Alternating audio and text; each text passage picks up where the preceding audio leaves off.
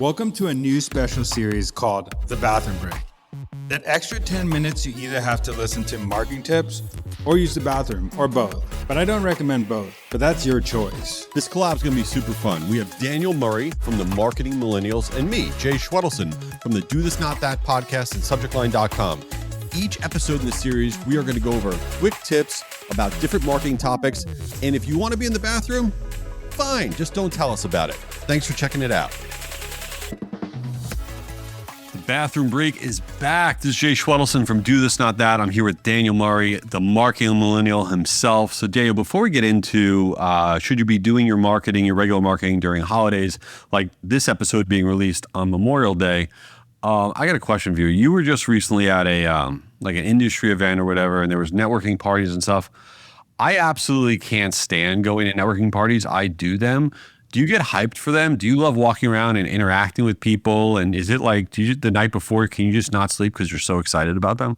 No, I want to go back to the hotel room. I do not like networking events. And it's even worse when you're hosting it, because then you have to totally be on the whole time. So I don't like, it's a mixed bag. It depends on like what conference too and what type of people are there. So if you're going to a networking event, and you're not like, it's not your networking event, you're going to somebody else's networking event, like what would you say the average amount of time that you'll try to spend there before you kind of you leave without anybody knowing? Yeah, 30 minutes max, an Irish goodbye. Because some people want to like, you've said this before, but some people you just want to show face so they see that you were there. I did that at Inbound. Someone had like a meetup and they said, come. And I went for like 3 minutes, said hi, and then Irish goodbye. Do you think anybody likes going to networking events, or does everybody there actually all just love it? I think some people just go to the conference for the parties, not the conference. So you and I are just horrible people that are antisocial. Yeah, pretty much. Okay, good. Pretty much. All right. Listen, this thing is coming out on Memorial Day, and so there's a lot of debate. Should you keep doing your marketing on a holiday or a Sunday or any of these off hours, or should you kind of freeze it because it's not going to do as well as the regular days of the week? Whether you're a business marketer, consumer marketer, whatever you are, should you be treating kind of the holiday days differently than regular marketing days? I always think that if you have something consistent going on, a consistent newsletter, a consistent webinar series, a consistent event, consistent anything, or consistent posting on social, I wouldn't break consistency for a holiday. I think that's ridiculous to do that. I think you keep it as business as usual. I think there are maybe some religious holidays that are exceptions to the rule, but most holidays, I don't think I think business as usual. People expect you to show up on that day, and also a lot of marketers have more time, or a lot of business professionals have more time during those days. So they're opening emails, or it's in their inbox and they see it and they want to read it, because a lot of them don't have time during the week to just open a normal marketing email. Yeah, and I'll give you two kind of tactical things you could do related to around holidays. One is if you send out your email to your database, let's say on Memorial Day, right, to your fireful database, what you can do with that information is you're going to get back a lot of auto replies. People saying, I'm out, contact blah, blah, blah, I'm on vacation. Because a lot of people go on vacation, they tie it to a 3-day weekend. And what you can do is you can take all of that data, unless you're in Europe, because EMEA has GDPR, so you can't do that there. But you take all the auto replies, and you could do something simple. You use an AI tool to strip out all the email addresses in the auto replies that you get. And then you could take that data and use it for retargeting and remarketing, because those contacts that are in those auto replies from your database are very likely the exact right people that you should be marketing to anyway. So those auto replies are gold, and you can get those during those holiday weekend or weeks or whatever. And I know there was like, you can't do that. Well, you can do that. I'm not telling you to take the data and make them your newsletter subscribers, but you could absolutely do that to target them and remarket to them for your programmatic stuff. And another thing you could do too is we used to do back in the day when with auto replies is you send it to the CRM so like sales knows as an extra contact. Yeah. So you, instead of, you don't have to market, but you give it as Yeah. an additional lead in the CRM to a salesperson or something. Like maybe they're trying to get in contact with this person's not reaching out, like reach out to this person. So you can now AI, you could do it way easier, and you can strip it out and say, hey, match it with a target account, and say this is another person at the company that belongs to this person. So that's another thing you could do with those auto replies. 100%. And the other thing is you should talk about the moment. So for example, we did whatever the last holiday was that had a big barbecue or whatever tied to the holiday. Our emails on that day that we send out promoting stuff, literally the subject line says, the barbecue's boring, but ... And you open it up and it says, you're at a boring barbecue, but check this out since you're bored.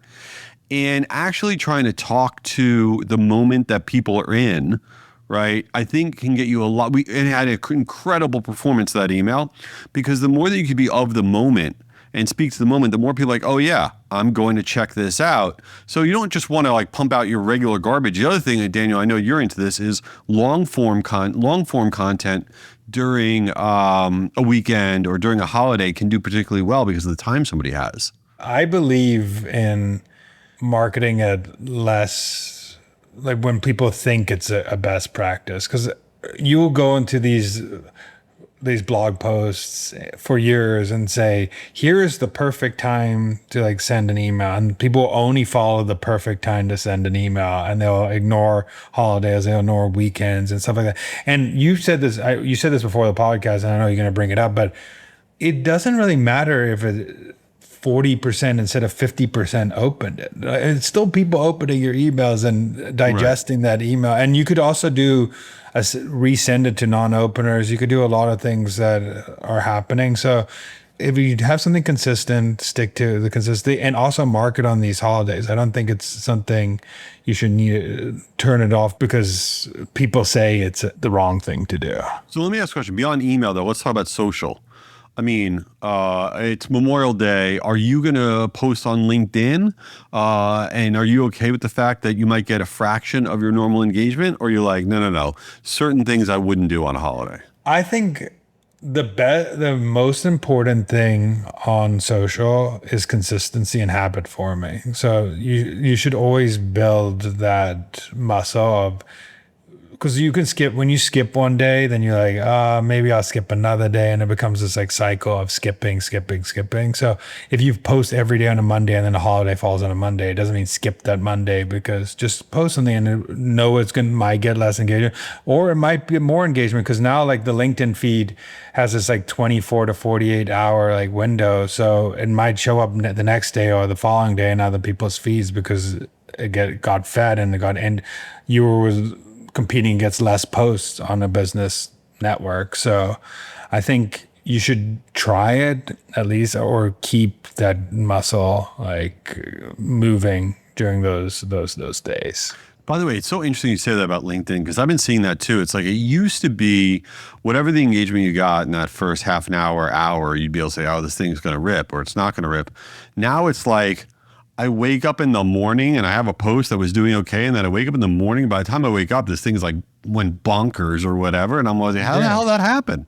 I had a post yesterday that like had probably like 90 likes in 2 hours, and then by the time the day ended, it ended up like at 400 or 500. But like I would say this is a flop post, but now LinkedIn's serving it to new people. But I think it's this new interest based of like, okay, this now a marketer sees it, and now another marketer sees it, now another marketer sees it. It's this cycle of more and more wants to show to actual people who want to view it, versus people before it just showed it to everybody, and if it got likes, and then if people had pods, it worked.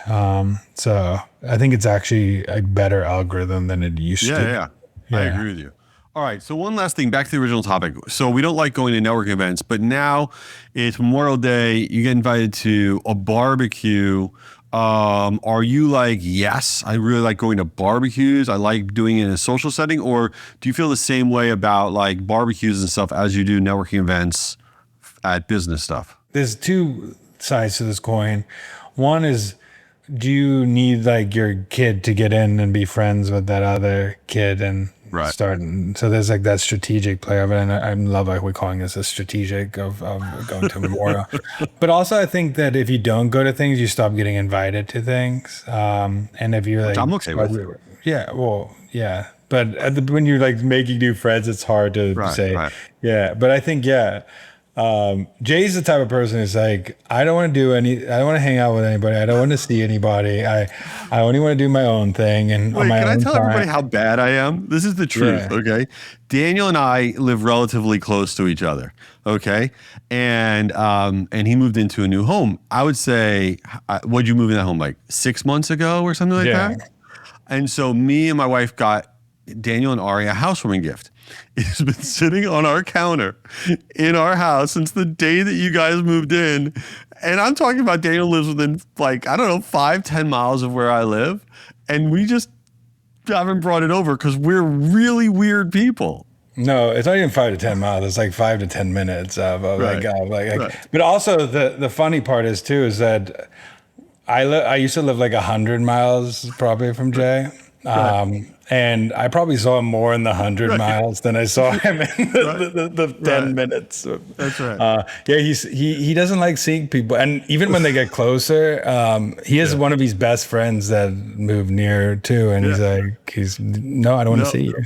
No, 100% right. I don't know what the hell's wrong with me. I am in therapy. I'll admit it. I'm fully in therapy, and I talk about this, and I'm trying to work through it. And so far, I've not had a breakthrough. So, you're probably never gonna have a breakthrough on this. I don't think so. I don't even know if this episode's gonna break through, but we've covered a lot as usual. Listen, everybody, go to Daniel's feed, leave him a Spotify comment, leave him an Apple review. The guy loves that stuff. Also, everybody go buy Jay's new book. It's on Amazon. It's actually releasing in next month. I have 2 books coming, so it's gonna be really good. I'm gonna make Jay sign one of them for me. Oh yeah. He's gonna love to do that. Thank you. I appreciate you. All right, we'll see you all at the next one. Daniel, come on, man. I gotta get back to work. Get out of there. All right. While he's still in there, this is Jay. Check out my podcast, Do This, Not That, for marketers. Each week we share really quick tips on stuff that can improve your marketing, and I hope you give it a try. Oh, here's Daniel. He's finally out. Back from my bathroom break. This is Daniel. Go follow the Marketing Millennials podcast, but also tune into this series. It's once a week, the bathroom break. We talk about marketing tips that we just spew out, and it could be anything from email, subject line, to any marketing tips in the world. We'll talk about it. Just give us a shout on LinkedIn and tell us what you want to hear. Peace out. Later.